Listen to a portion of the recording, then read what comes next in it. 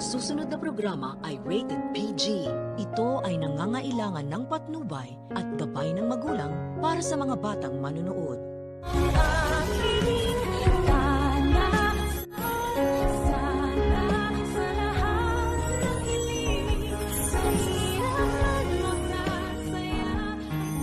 Pinaalalahanan ni Moira si Balahadja na baka naman daw traitor rin siya nito at itakbo niya nga ang buong 100 million na ransom money.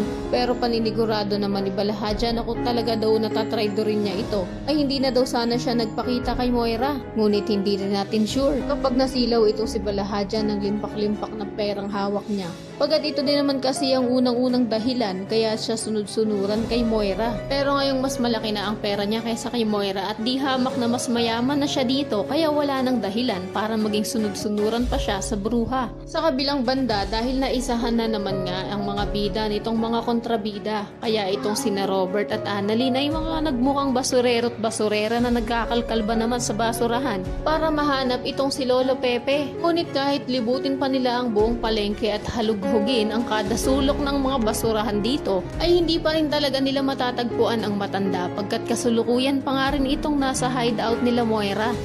At binabantayan nitong si Zoe na pinagbilinan pa ni Moira na igi-igihan daw ang pagbantay kay Lolo Pepe. At sa oras daw na tangkain itong tumakas ay wag daw mag-alinlangan ng anak niya na barilin ito. Pero sinabi pa rin naman ni Zoe na hindi niya daw yun kayang gawin lalong-lalo na't lolo niya pa rin daw itong si Don Pepe. Ngunit pangungumbinsi nga ni Moira na kilalang kilala niya na daw ang anak niya na matapang at manang-mana sa kanya. Kaya naniniwala daw siya na kayang-kaya daw yung gawin ni Zoe. Talaga namang wala nang pag-usad ng kwento at panay na lang sina Moira at Zoe ang mas nafi-feature kaysa sa mga bida. At halos lahat na nga lang ng mga ganap ay pabor sa mga kontrabida. Isama mo pa nga itong kaingotan ni Lynette na mas piniling hawakan ang ballpen niya at magsumiksik sa truck kaysa tumakbo kasabay nila Doc Katie at iligtas ang sarili.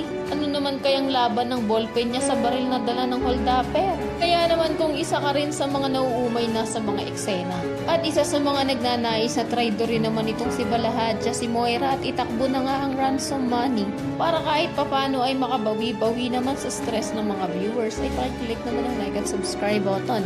Maaari ka rin mag-iwan ng komento sa ibaba para sa iyong mga saloobin at suwestyon. Maraming salamat sa iyong panonood.